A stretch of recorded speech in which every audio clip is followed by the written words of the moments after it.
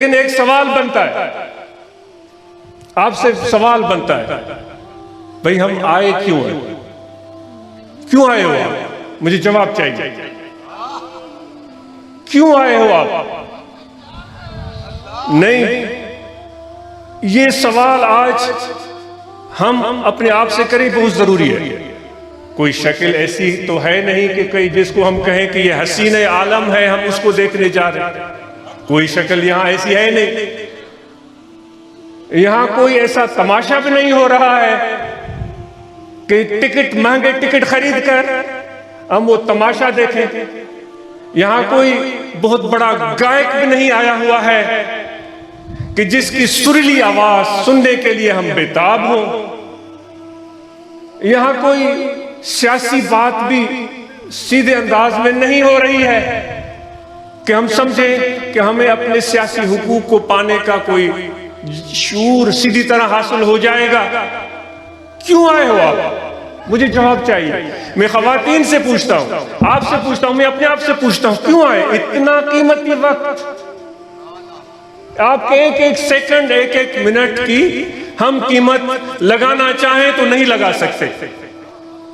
सेठ का वक्त भी कीमती है, उस्ताद का वक्त भी कीमती है, शागिर्द का वक्त भी कीमती है, मजदूर का वक्त भी कीमती है, काश्तकार का वक्त भी कीमती है। तो इस कीमती वक्त जिसको हम पैसों में अगर खरीदना चाहें तो मेरे पास ताकत नहीं, किसी के पास इस वक्त ताकत नहीं कि इतने सारे लोगों का वक्त खरीद कर सके। कोई तो वजह है जो आपको यहां खींच कर लाई है। कोई तो जुस्तजू है, कोई आपके दिल में तड़प है, कोई बेचैनी है। अगरचे हम मुबहम लोग हैं, हमें हमारे शूर को अभी मंजिलें तय करनी है, हमारे फहम को अभी मंजिलें तय करनी है, ताकि हम अपने शूर की मंजिलों तक रसाई, उस मंजिल तक रसाई हासिल कर सके कि हम समझ सके कि मेरे अंदर में ये बेचैनी क्यों है, मैं क्यों तड़पता हूं, मेरी नींदें क्यों उखड़ जाती हैं, मुझे इज़्तिराब क्यों होता है, मैं करवटें क्यों बदलता हूं। ये आपकी कैफियत भी है और मेरी कैफियत भी है। बेचैनी रहती है या नहीं रहती, प्यास रहती है या नहीं रहती।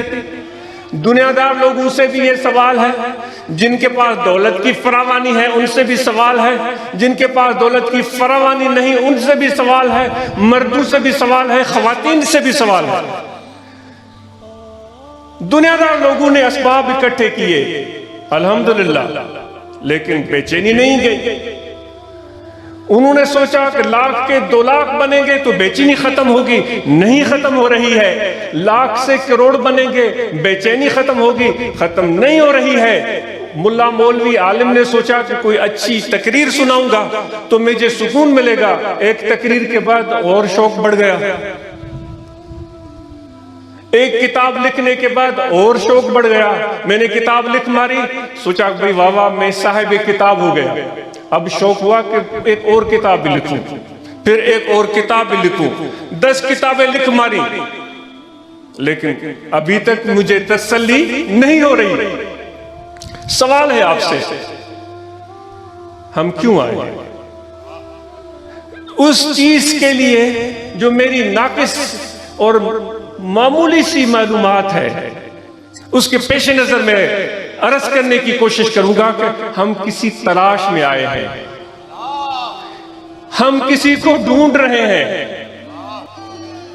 किसी से मिलना चाहते हैं, किसी की दोस्ती चाहते हैं, किसी का प्यार चाहते हैं, किसी की शफ़क़त चाहते हैं, किसी की कुर्बत चाहते हैं, किसी का जलवा देखना चाहते हैं, किसी के आंखों में हम देखना चाहते हैं, उसकी आंखों में क्या समाया हुआ है, उसकी आंखों में कितना प्यार है, उसकी आंखों में कोई गुस्सा है, उसकी आंखों में कोई नफरत है, उसकी आंखों में कोई पसंदीदगी है, नापसंदीदगी है, क्या है? हम ये सारी चीजें देखना चाह रहे हैं, लेकिन वो है कौन? वो कौन है जो पर्दों के पीछे छुपा बैठा है? वो कौन है जो हमें घर में सुख से बैठने नहीं देता? वो कौन है जो हमारे नींदों में भी हमें बेचैन कर देता है? वो कौन है?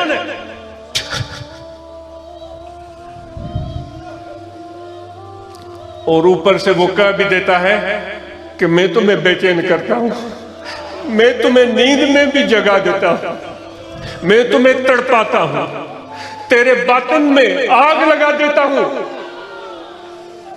अमीर समझ रहे हैं ये आग नोटों से बुझेगी, गरीब समझ रहे हैं कि पानी से बुझेगी, सियासतदान सोच रहे हैं कि ताकत और पावर पॉलिटिक्स से ये आग बुझेगी, कोई वडेरा कोई जमींदार सोच रहा है कि जमीनों क्या तादाद बढ़ाने से ये आग बुझेगी। आग बुझने का नाम ही नहीं ले रहे। भाई कौन लगा रहा है ये आग? किसने बेचैन कर रखा है? जो छुपा हुआ है और जो पुकारता है, जो बुलाता है, जो खींचता है, हमारे कदम उसके इशारे पर उठते हैं।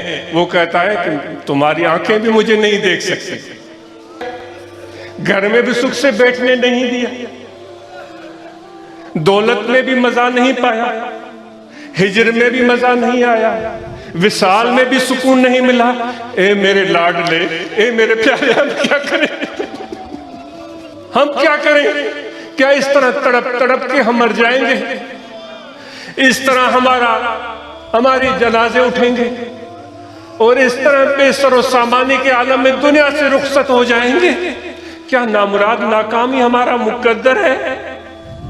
कोई रास्ता तो बताओ ए मेरे प्यारे, ए मेरे मेहरबान, कुछ तो बताओ।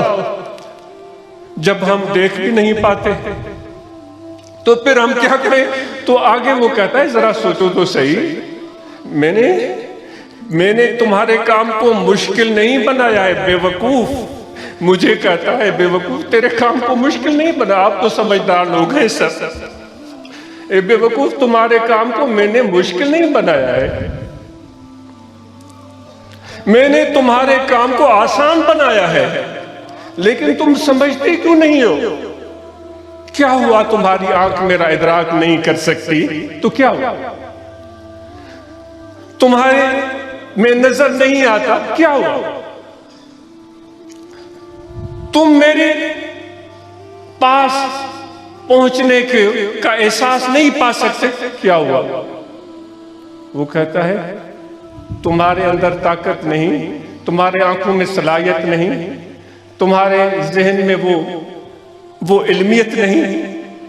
वो कहता है चलो मैं तुम्हारी आंखों की तरफ चलकर आता हूं। वो युद्रिकुल अब्सार, वो खुद तुम्हारी तरफ चलकर आता है,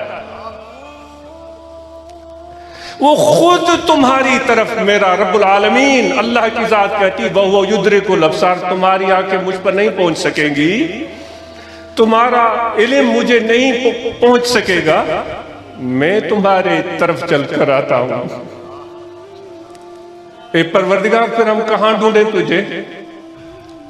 वो कहता है जो मेरा जिक्र करते हैं, मुझसे प्यार करते हैं, मैं उनके साथ होता हूं। जब वहां पहुंचोगे तो मैं तुम्हें देख लूंगा और तुम्हारी आंखों में समा जाऊंगा, तुम्हारे दिल में समा जाऊंगा, तुम्हारे खून में समा जाऊंगा, तुम्हारे बाल बाल में समा जाऊंगा, तुम्हारी रगो पै में समा जाऊंगा, तुम्हारे दिल के अंदर वो करार, वो सुकून आएगा जो नोट, पैसे, दौलत, ताकत, हवस से वो सुकून, वो करार खरीदा नहीं जा सकता। मैं तुम्हें इनाम में मुफ्त में दे दूंगा। पाढ़े इंदुम हो तो कुछ आओ अकबरी थी। शाह साहब तो ये रमज समझ चुके। वो कहता है वो दोस्त तो मेरे पास खुद चल कर आ रहा है। ए फकीरों, हम दर दर धक्के खाते हैं, कभी उसके पास गए, कभी उसके पास गए, कभी उसके पीछे चले, कभी उसके पीछे चले। भाई ये नहीं, वो कहते हैं हमारे हजरत फरमाते थे पीर मिठा रहमतुल्लाह अलैह कि वो जोगी थे, वो चल पड़े थे, तो वो उन्होंने कहीं रात को बसेरा किया तो उनका एक कुत्ता था, रात को कुत्ते जागते हैं, वो कुतिया रात को जागती रही, सुबह के टाइम उसको नींद आ गई, वो जोगी वहां से रवाना हो गए, कुतिया सोती रह गई। जब जाग उसको आ गई तो उसको कुछ भी याद नहीं था, सिर्फ ये याद था कि जो मेरे मालिक हैं उनके रंग कपड़ों का रंग गैरवी है, उनके, उसको सिर्फ ये मौजूद याद रह गया था कि मेरे मालिकों के कपड़ों का रंग गैरवी है। तो बेचारी वो कुतिया जिसके भी गैरवी कपड़े देखती उसके पीछे भाग पड़ती। तो आज हम भी कभी इसके पीछे भागते हैं, कभी उसके पीछे भागते हैं, कभी इसके पीछे भागते हैं। जब खुदा कहता है अन जलीस मन ज़करनी, जो मेरा जिक्र करता है मैं उसके साथ होता हूं।